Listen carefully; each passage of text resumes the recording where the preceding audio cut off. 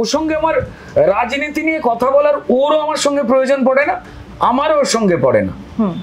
আমাদের কাছে particular important হচ্ছে রাজনৈতিক ক্ষেত্রে আমাদের লড়াই, দ্বন্দ্ব, মতের অমিল এগুলো থাকবেই। ও আমার দলকে ও চারটে সমালোচনা করতেই পারে, অবশ্য সমালোচনাটা যুক্তিনিষ্ঠ হতে পারে।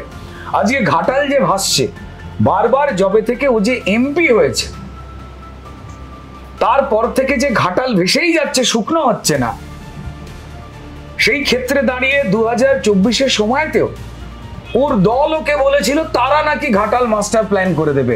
আমি বলছি না, যদি ঘাটালবাসীকে কেউ ঠকিয়ে থাকে তো তাহলে দেবের ঘাড়ে বন্দুক রেখে ওর দল চালিয়েছে, এবারও কাঁধটাও নিজে পেতে দিচ্ছে, নাকি দেব খাদ দাও তুমি দলের মানুষ বলে তারা ব্যবহার করেছে, এই উত্তর দেব দেবে, আমরা বলছি না।